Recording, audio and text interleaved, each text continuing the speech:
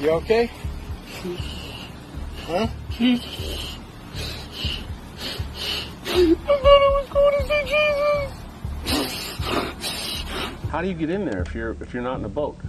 You can't get in there if you. What do you mean? How was she in there? I did not do this. I got this lay next to her body and been down with her body about 4 times this week. This man that she made claims against, they're like, yeah, go spend some time with her and go lay with her. They failed her. There is so much to talk about today with the Mica Miller case. I cannot believe how many new things have popped up since I last filmed my video that I did about Mica Miller. And even as I was editing that video, every time I would search up her name, there was new things that just kept popping up. And the last thing that I included was John Paul Miller committing revenge porn against her. I mean, this man is just an absolute scumbag. And with the new information that I've collected for this video, it just reiterates that fact. The information that I've included in this was probably talked about days ago. So if you've been keeping up with this case every single day, you may have heard some of these things, but some of these things maybe you haven't heard. I was on vacation for my son's 2nd birthday, so I'm just now getting down to film this video. We're gonna go ahead and hop into it because there is a lot of things to talk about. Now, the first thing that I want to talk about is the footage that was released of her unlocking her apartment, going inside, and leaving the apartment the day that she took her own life, or that she allegedly took her own life, because a lot of people don't believe that she actually did, and for good reason. I'm not saying that she did or didn't. I'm just saying I can see why many people don't believe it, and I myself, I would just say that I'm skeptical because there's just a lot going on with this case. So we need to talk about this footage. I'm gonna first show it to you all and let you hear the audio in this footage, because there's something that I want to bring up about this that I saw someone leave a comment about. So go ahead and watch this footage.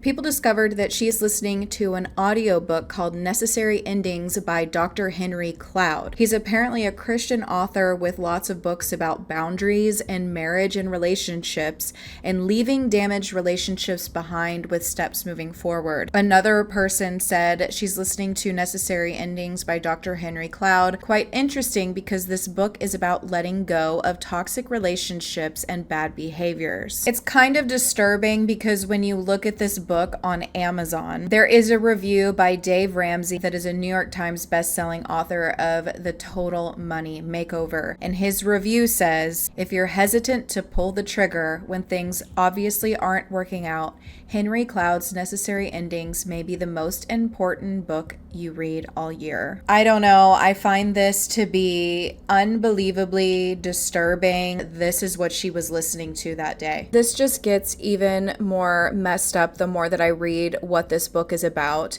There are some highlighted quotes from the book. These are some of the popular ones it's showing on Amazon. This one says, without the ability to end things, people stay stuck, never becoming who they are meant to be, never accomplishing all that their talents and abilities should afford them. Another one says, in the absence of real objective reasons to think that more time is going to help, it is probably time for some type of necessary ending. Another one says, failing well means ending something that is not working and choosing to do something else better. From Publishers Weekly, endings are not a tragedy to be first feared and later regretted, but a necessary stage on the way to growth. Now, we also need to watch the footage of her where she was purchasing the gun.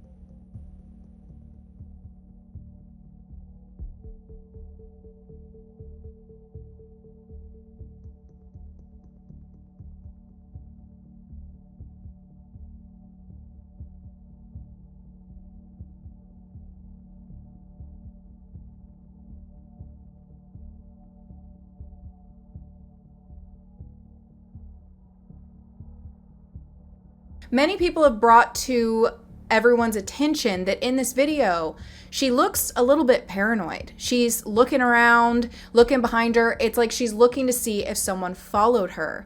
And we know that she reported John Paul Miller and an unknown person, which we all believe is John Paul Miller, to the authorities, saying that she was being stalked by someone. And she also reported that he put a GPS tracking device on her car.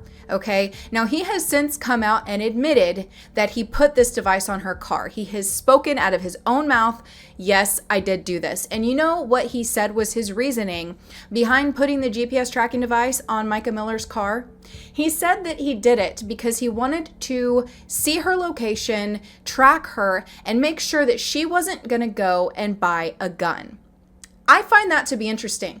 Why do you think she's going to go get a gun? And why is your first thought, hey, I'm just going to track her. I'm not going to report it and what my concerns are for her going to get it. I'm just going to, I don't know, maybe use one of those Apple devices. I'm not entirely sure how he tracked it, but I'm just going to track her location. That is not normal behavior. And the fact that he is saying that he's doing this to see if she's going to go get a gun, and that accompanied with this information that came from one of his friends that he had had a prior conversation with when Micah was still alive. This friend alleges that him and John had a conversation where John Paul Miller told the friend that Micah had been in his backyard with a gun and that he was concerned that she was going to shoot him.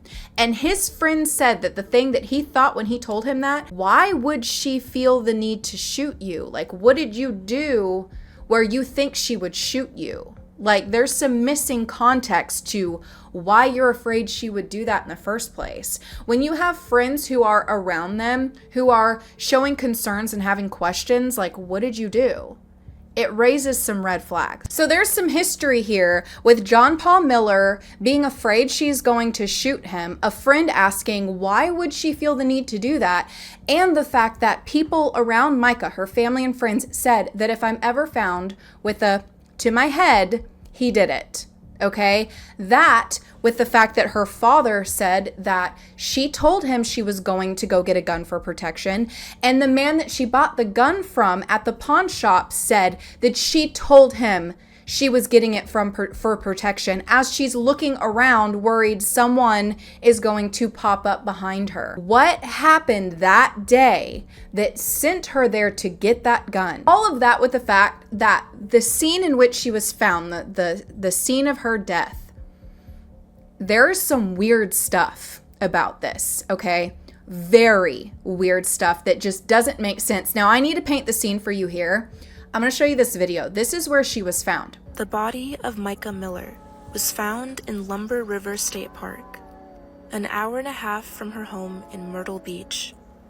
According to investigators, Micah took her own life on April 27th. Micah was loved and cherished by many. Today, I spoke with a man who saw Micah at the park and briefly spoke with her. She waved at him and smiled and said hi. He tells me that it was crowded by the river that day, and so she decided to take this trail where there was less people. Micah walked about a mile into the woods. Walking on this trail is a very somber and sad feeling. The man tells me that they used this boat to recover her body. He tells me that one of his buddies was fishing, and he heard a woman crying and then a pop sound. One might ask, why did Micah take her life? And upon further digging, her past shows a history of abuse from her husband. Day by day, more reports are released that show details of what he did to her. Now, let's first talk about, she made this 911 call that a lot of people think is potentially AI. I'm not saying I think that. I'm just saying I understand why people are questioning if it is. But she calls and she says that her reason for calling is she wants her family to know where she is. So then why would you leave this parking lot and go way out into an area where it's hard to find you? And not only that, her phone was not found next to her body. If you want your family to find you, wouldn't you turn your location on and keep your phone with you so that you were easy to locate? Why would she walk all the way out there after then saying she wanted them to know where she was? Like, I understand maybe why she wouldn't do it in a parking lot. Maybe she didn't want, you know, random people to find her and get traumatized. I'm not sure. But the fact that she walked way out there in the middle of nowhere without her phone on her, she left her bag in a completely different spot. It was found by the fisherman along the water line. So why would she leave those things there and then proceed to walk away from them? That doesn't make sense. I'm sorry, it just doesn't. Like, if you're going to take your own life, why are you like, okay, I'm going to leave my bag here and walk further away. Now I'm going to leave my phone here and walk further. Like, wouldn't you just have it on you? Everyone has their phones on them at all times. What would be the purpose of leaving your phone away from you when you go and do that if you literally said you wanted them to be able to find you? It doesn't make sense, but that's not the only thing. The fisherman that found her said that he heard a woman crying, and then he heard the gunshot. The first thing that he found was her bag, okay, that was not near her body. When they located her body, the gun was not on her. They were not able to locate it. What they had to do was they had to use a metal detector and stick it down into the water to find where the gun was. But this is what's interesting about it. The water had no current, and it was apparently really low. And there was no current, so there was no way that the gun and her would have ended up in two completely different spots. It says that the gun was found 40 meters away from her body. That's really far. How is the gun so far away from her when there's no current to take her body or the gun away from each other? And then on top of that, the gun was really hard to find. And then get this, they didn't find one shell casing. They found multiple shell casings, but the fisherman said he heard one gunshot. How did he only hear one gunshot if there were multiple shell casings found? Wouldn't you hear multiple shots? And we talked about this in the previous video, but on top of that, the fact that she was found with bruising on her hands and arms, and they didn't look into that. They failed this girl. They completely failed her. People are questioning the fisherman. I'm not saying I am. I'm not putting that claim out there, but I'm going to play this video for you. Fisherman did an interview and it's raising a lot of questions. His story. I'm not saying he did anything. I'm just saying it's interesting. Listen to this. I also wanted to see firsthand like where this took place because there's so many questions about how she got there and why she was there. And it's all just so confusing to somebody who's been reporting on this. I heard a cry back when we came in, where I told you I started hearing the crying at. Then I heard a gunshot. That was probably about 2 minutes or so after I started hearing the cry. It might have been a little bit longer than that. I heard a gunshot. It wasn't a loud gunshot. And then the crying just stopped. Right about here, that's when I heard the gunshot. The gunshot went off. From which side? Over here on the left? To the left. That's where I heard the gunshot. In there? Uh-huh. That's when the crying stopped. That looks totally different from when I came in here. Anyway. Was it low water when you were here? No, it was actually less water than what's in here now. So that's the area I went in through with my boat. How do you get in there if you're not in a boat? You can't get in there if you. What do you mean? How was she in there? There's a path that comes in there. That's what I told them. Yeah. There was a path that comes into here. So there's paths all in this river. And there was a path leading straight to where her belongings were laying at. And then how did you come across her stuff, her belongings? I just seen it laying up on the bank when I pulled up in here. Yes, sir, it was laying up on the bank. I don't know why I grabbed it, I just grabbed it. Didn't ever look at it or nothing. I got out and I looked around because there was a clearing on the left and the right, and I looked around because I felt like something was wrong, but I never seen nothing. I took the stuff, put it in my boat, went back to the landing. Quit trying to be investigators. I did not do this. There's no way in the world I would harm anybody like that. Even my worst enemy, I would not do nothing like that. I was just here fishing. I can understand people, thinking stuff. It did look odd. He was going to think stuff. I'm even been trying to figure out what happened. I gotta say, the only thing I could think of was like, how in the world did she get back in there? And after talking with her family, knowing that she had to walk through waist-deep water to get there, you can only wonder, why? Why would she go to these lengths to get into that area? This is so interesting to me. And like I said, I'm not saying that the fisherman had anything to do with this, but I'm going to replay this clip for you right here. How do you get in there if you're not in a boat? You can't get in there if you, what do you mean? How was she in there? There's a path that comes in there. That's what I told them. Yeah. There was a path that comes into here. So there's paths all in this river. He starts to say that there's no way to get back in there without a boat. And then he says, oh, there's a bunch of pathways. He also took her bag and went back to the landing, he said, with her stuff and never found her body. And even the man who interviewed the fisherman said that when he went back in there, it just raises more questions of how she got in there, having to go through waist deep water. Her bag was found 100 yards away from her. That first he found her ID. He says that he heard a woman crying and then a gunshot. But there were multiple shell casings found. The gun is nowhere near her body. She doesn't have her phone on her. She has bruising on her hands. They claim that the bruising on her hands is consistent with someone that would have been holding a gun in that position to take their own life, but that doesn't make any sense to me, accompanied with all these other things. Now get this new tidbit of information. Mica Miller took her own life. They were able to find some camera footage from the highway of John Paul Miller accompanied with someone else, nowhere near where she took her own life. And they believe that this excused him from being involved in what happened to her. Now, originally it was said that he was with this woman. I don't remember her name exactly, but it's this woman that he was out to dinner with just days after Micah died. Watch this video.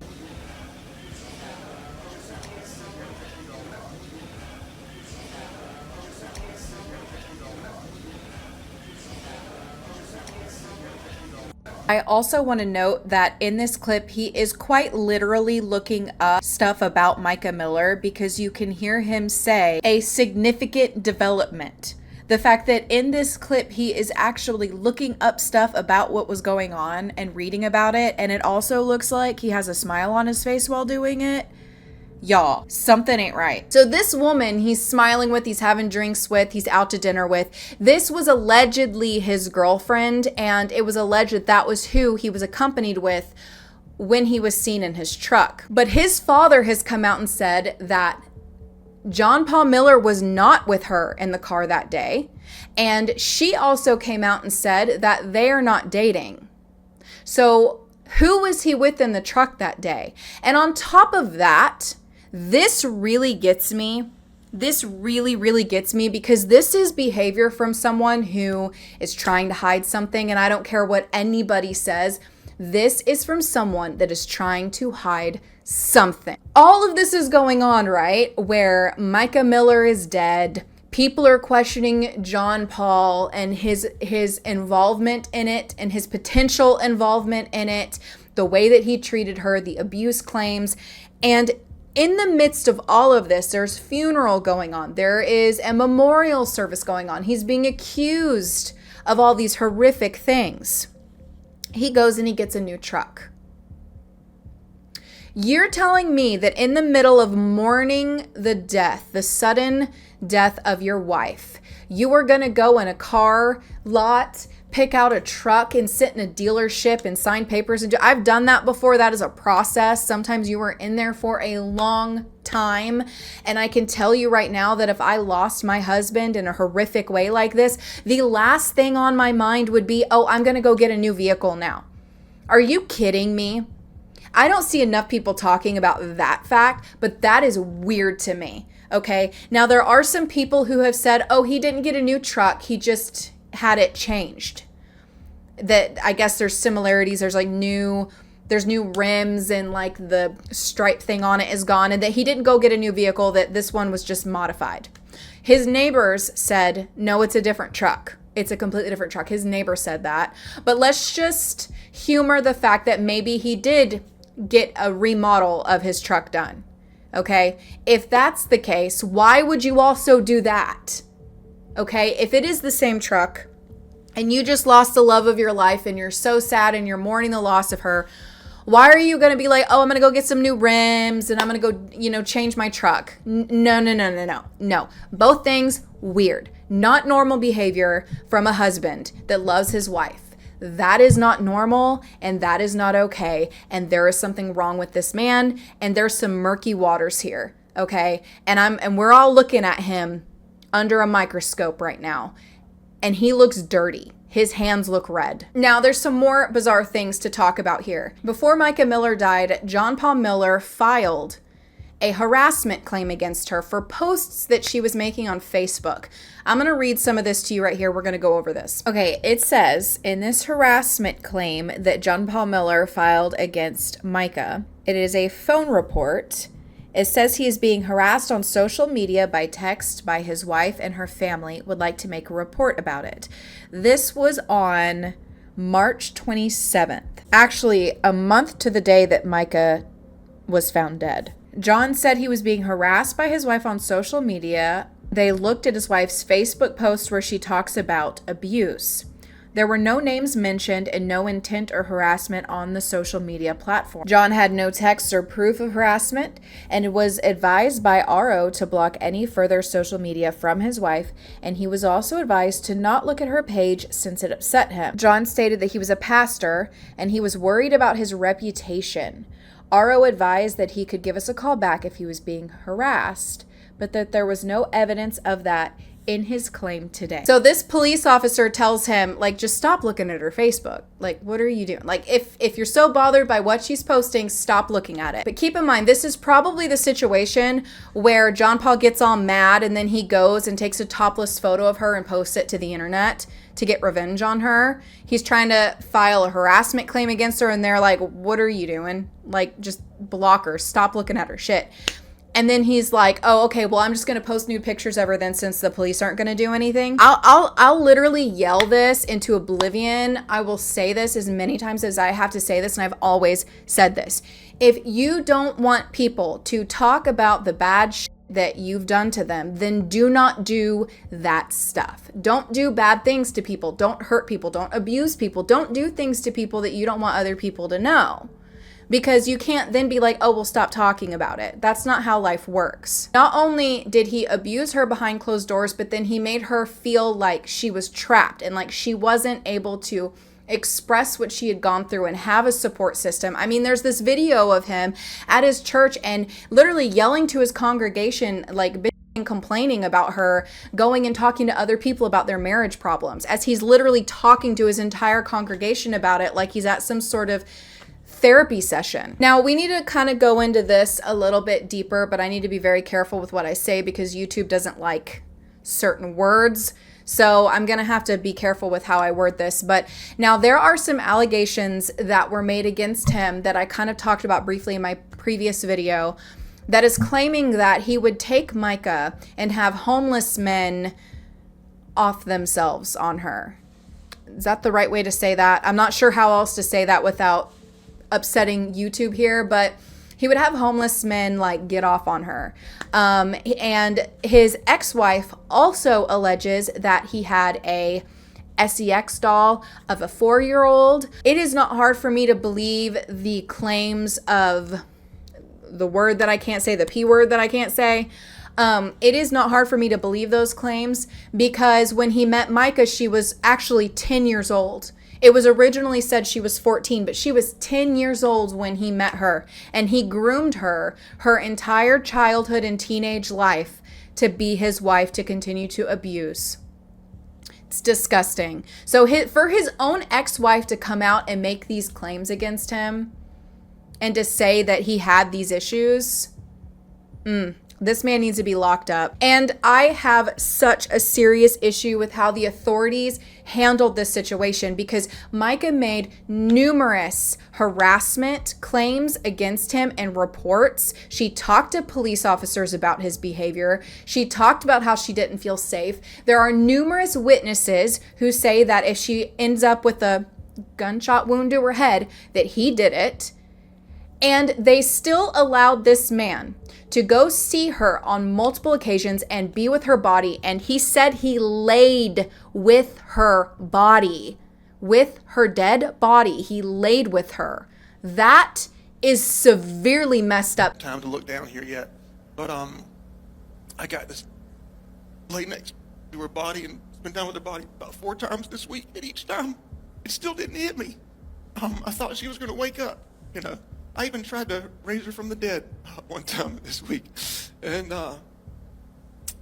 that morning, actually, I went to the mall later. She had bought me this, a female about 20, 30 feet in front of me. And she was wearing one of Micah's dresses. And she had the same tattoo Micah has on her arm and the exact same hair. And out of just instinct, I screamed, "Micah!" And the girl turned around, and it was one of her sisters. And I thought I raised her from the dead. She's alive, you know. This man that she made these abuse claims against, they're like, yeah, go spend some time with her and go lay with her. They failed her. I feel so terrible for this girl and what she was going through. Like, it enrages me. She was screaming for help, told numerous people. This was not a quiet situation. It was a known fact with the circle of people around her, the women that she told, her family that she told. And they still allowed this man to spend time with her body and lay with her, and to also make a decision on what happens to her body, on being cremated. And he also would not allow her family to see her unless they agreed to the cremation. Seeing everything that's being put out, all of the research everybody that's seeing it is doing, there are a lot of unanswered questions, especially with, like we stated, all of the North Carolina laws not requiring toxicologies, autopsies, and things of that nature. And then combined with John Paul stating that our parents had to sign the cremation order before we were allowed to see her, it just raises a lot of red flags for us. Why would you do that unless you were trying to hide something? Why was he so adamant on getting her cremated where they could never go back and investigate this further? I want to know what police officer, what person, a part of the law enforcement in Myrtle Beach goes to that man's church. That's what I want to know, because there is a lot of money involved in this church, like over $5 million worth of assets in Solid Rock Church in Myrtle Beach. They have a private plane. They have multiple properties. And one thing that I've learned looking at cults and churches and, Scientology, all of that stuff, the fact that churches are tax exempt. One of the things that I have learned looking into all of this crap, these cults, they all are able to get away with so much because of money. And they take money from the people that go to their church. They manipulate them to give them money, tell them, God will do this for you. If you give me money, then they go and they invest it in other places. And when people have a lot of money, it's really hard to take them down. Okay. And like in LA, where the Church of Scientology is, the LAPD, I don't want to say too much about it because I don't want to get in trouble, but I know that there has allegedly, been some stuff with that where they let them get away with some things. And guess where it all stems from? Money. Who has the money? We're going to protect that guy. That's how it works. So I want to know who in the law enforcement goes to Solid Rock Church or has some sort of investment in them, or there's got to be some sort of connection here. And, maybe there's not. And maybe this is just one of those cases where they just failed someone miserably, which happens a lot. But I'll just never understand that if you have reports from a woman that she's being harassed, that she's being stalked from somebody, why would you just not even do an autopsy and investigate into the situation when there are numerous weird things about it? And then the man that she made these reports against, you just let him in there with her? And not to mention, he sits there and he gets up and he talks about how she had all these mental health issues, right? And she wasn't well. And he sent her to, a mental institution and all this stuff. He did all of this. But he's the one that's getting up in front of his congregation and saying, I tried to raise her from the dead. He said that he tried to raise her from the dead. And you're calling her mentally ill? Honey, it is you. You are the one that is mentally ill to get up there and say, I tried to raise her from the dead and I thought it worked and I thought I saw her in the mall and it was her sister. What is wrong with you? Not to mention, let me insert this clip right here of him having a total mental breakdown laying on the grass outside. You okay? Huh?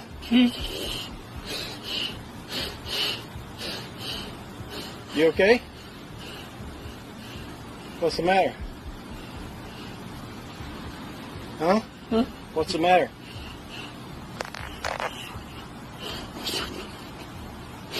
I switched my medication. Makes me go crazy. Is somebody helping you? Mark's coming to get me. Oh, okay. I thought I was going to see Jesus. Okay. But you got Mark coming? Somebody called over. Like, this man is a big man baby and he needs to be locked up. See him in this clip, okay? This was at her memorial service. And I have never been to a memorial service or a funeral where during the slideshow of the images, somebody gets up there and just talks over all of them and makes the entire thing about them. He gets up there and just talks about himself as they're looking at these pictures of her and fake cries and it's like this weird fake cry laugh thing. Just watch this clip. I'm in the picture. She would tell me how to stand, how to smile. If it wasn't good, she'd delete it and say, we're redoing it. She'd get tourists to take our picture, and I say, okay, thank you. She said, oh, no, this isn't good. Give it back to them, and they do it again, But she loves, she told me, that she was so creative. Everything she did was so creative. What's the next picture?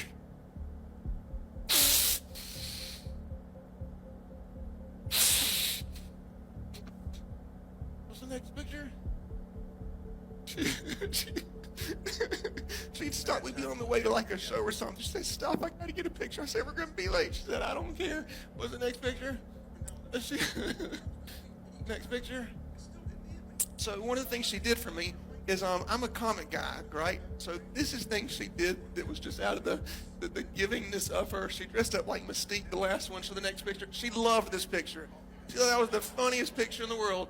And when her and I take it back to the other one, I want to see it. When we go places like this, everybody asked to have a picture with her. Everywhere we went, they asked to have a picture with her. Is there? Okay, the next one's a Spider Girl picture. She did that, and I'll show that. Okay, keep going. Wonder Woman, that was her favorite. Everybody knew her as Wonder Woman. Oh my goodness. Okay, what's after that? In Bermuda, she loved Bermuda. That was a picture of that. Next.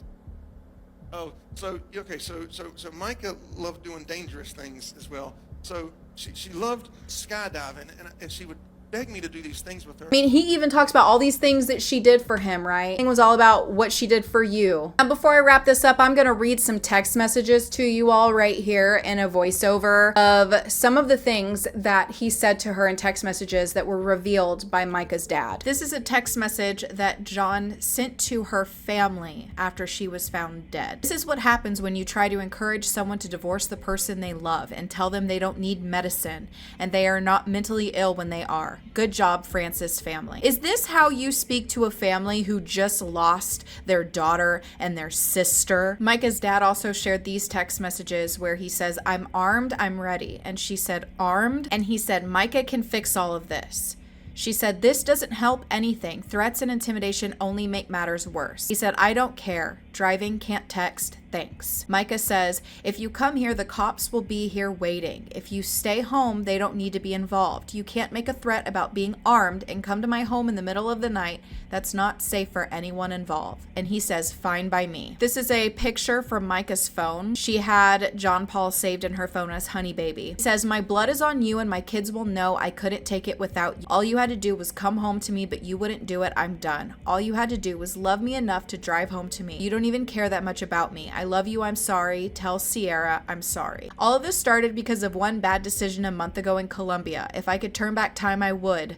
We had the greatest marriage in the world up until that one wrong choice. It can continue down that path, or we can have an amazing marriage once again. The choice is yours. Love you. If you come home today, we can take off the rest of the year and go to counseling every day. Go to Iceland. Do whatever in order to get well. I also desperately want a child with you. I'm just scared of this. This is the only reason I wouldn't. I'm scared of divorce or putting the child through things like this where you leave and aren't willing to do whatever it takes. Something ain't right with this case. And I hope they find something and they're able to get him for something, because that man is not right. Something is wrong here, and we all see it. And that's one of the good things about the internet, is that people are able to look deeper into stuff because people leave videos and pictures and make posts. It's easier to track down the truth. And it's not always what is told to us by law enforcement. That's not always the truth. Sometimes there's more to it. And in this case, there is more to it. If you guys enjoyed this video, leave me a comment down below and let me know. Give it a thumbs up, because that lets me know you guys want me to continue to cover this case. And I am absolutely going to. I am so invested in what happens with this, and I'm going to keep talking about it until they get him for something. If you guys want to see more, make sure you subscribe so you don't miss any of my updates on this case. Thank you so much for watching this video, and I will see you soon for another one.